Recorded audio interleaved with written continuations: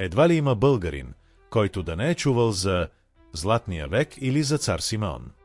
Не е случайен фактът, че именно този български владетел остава в спомените на всички като един от най-успешните по време на неговото управление.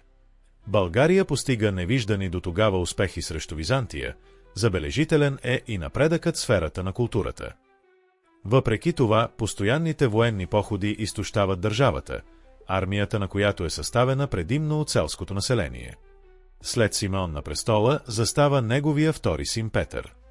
Още в първата година на своето управление той рязко променя държавната политика спрямо Византия. С империята е сключен мирен договор, скрепен с брак между българския цар и внучка на Василевса Роман Лакапин. Настъпилият дълбок мир между двете държави е една от основните предпоставки византийските хронисти, основен източник за средновековната българска история, да не се интересуват живо от случващото се в България.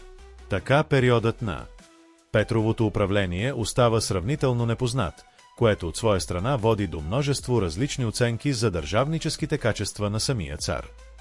Едва възкачил се начело на държавата на Петър, се налага да брани своята власт, и то не срещу кой да е, а срещу собствения си по-малък брат Иван.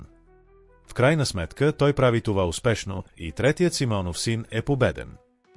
Изглежда и по-големият брат на Петър Михаил на свой ред не е съгласен с провежданата политика на помирение с Византия. През 930 година той се изправя открито срещу властта, заставайки начело на бунт, избухнал в югозападните български предели. И този опит да бъде свален Петър се оказва неуспешен. Скоро след началото на своите действия Михаил умира и бунтовниците се разпръскват. Още повече се усложнява състоянието във вътрешността на България, поради продължаващия процес на християнизация. Има известни податки и за криза в манастирското братство, която е преодоляна благодарение свети Иван Рилски към средата на века. Мирът с Византия по времето на Петър е един от най-трайните, които някога българи и румеи са виждали. Въпреки това пред българския цар стоят значителни външни изпитания. На северозападната българска граница се активизират маджарите.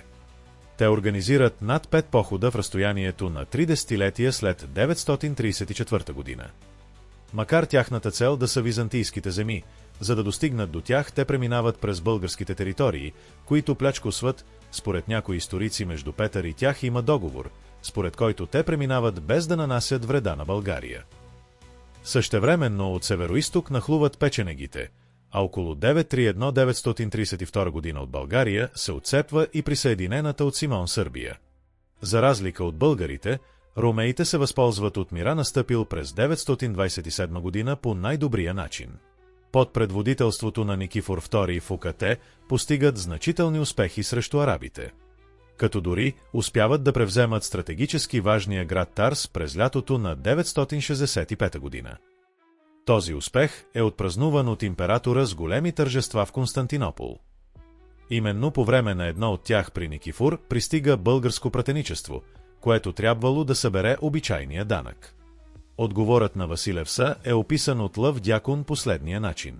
Какво означава събирането на този данък, който мизите изискват от ромеите? Гневно се провикнал Василевсът, обръщайки се към баща си. Да не си ме родил роб, без сам да знаеш? И аз, севетейшият ромейски Василевс, да бъда подвластен на най-бедния и презрян народ, като му плащам данък. След тази своя реакция, императорът не само, че отказва да плати въпросния данък, но и заповядва да набият българските пратеници и да ги изпратят обратно. Това е ясен сигнал за започването на война, но единствения, който предприема активни действия, е Никифор II в Ука. През 968 година византийско пратеничество пристига в Киев, за да привлече русите в съюз срещу България. Руският княз Светослав приема предложението, подтикван пламенно от ремейския пратеник Калокир, който желае с негова помощ да си осигури короната в Константинопол, и още през август 968 година потегля срещу България. Под свое командване, според Лъв Дякон, той има 60 000 войници, без да бъдат броени наемниците. Срещу тази значителна сила Петър успява да противопостави едва 30 000 българи, които са разбити. Загубата принуждава българския цар да се затвори в Дръстър. През това време Светослав безпрепятствено граби българските земи, но скоро едно съобщение за печенешка атака над Киев го кара да се завърне в родината си, отнасяйки със себе си богата плячка. Това оттегляне не заблуждава никой. За всички е ясно, че русите ще се завърнат. Въпросът е има ли с какво да се противопостави България, когато те направят това? Именно в този труден момент на 30 януари 969 година умира българският цар Петър. След него на престола застава първородния му син Борис II. Същевременно смъртта застига и Никифор II Фока, който е убит от Йоан Цимисхи през нощта на 10 срещу 11 декември 969 година. През лятото на 969 година Светослав отново е със своята войска в България. За разлика от първия му поход, този има една ясна насоченост – да унищожи българското царство. Край малък Преслав българската армия се противопоставя на русите, но е разбита. Само този опит за съпротива може да окаже Борис II. Скоро в ръцете на Светослав попада столицата Преслав и цяла североизточна България. Веднъж станал господар на царството руския княз, не закъснява да покаже открито враждебното си отношение спрямо Византия. Той изпраща пратеничество до Йоан Цимисхи с искане ромеите да му отстъкат всички свои европейски територии и да се оттеглят в Азия. На това предложение императорът отговаря с военен поход и не след дълго двете армии се срещат край Аркадиопол, днешен Люлебургас. Резултатът от битката е решителна победа за ромеите. Тази загуба кара Светослав да се оттегли във вътрешността на българската държава. През пролета на 971 година Йоан Цимисхи, начало на голяма войска, отново се отправя срещу русите. Наред с ромеите към императора се присъединяват и много българи, които искат да прогонят нашественика. Това обстоятелство води до един вид братоубийствена война между самите българи, защото, както е известно, голяма част от тях също така са в състава на Светославовата войска. Ромеите безпрепятствено достигат до Велики Преслав, пред който между тях и руско-българските сили се завързва кръвопролитно сражение. Първоначално никой не взимал превес, но както описва Лъв Дякон, сетремителна атака на византийската конница довежда до оттеглянето на русите и българите зад крепостните стени на града. Настъпилата нощ прекратява бойните действия.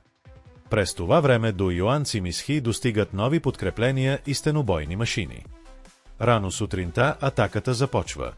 Руси и българи се изправят срещу неприятелите от заберите на крепостната стена, отблъсквайки катерещите се по поставените стълби, но мнозина падат покусени от изстрелваните от ромеите камъни и стрели.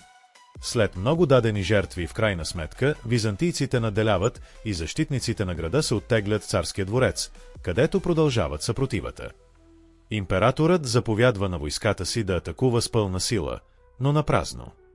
Влезлите през тясната вратичка са безжалостно посичани.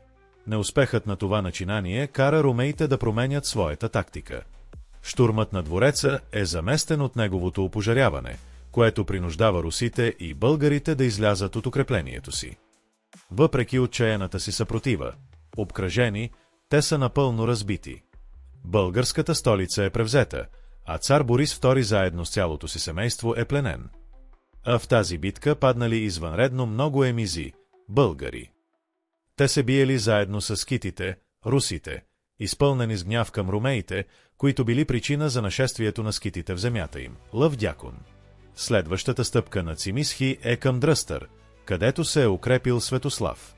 Край града двете армии се сблъскват, но без да определят победител.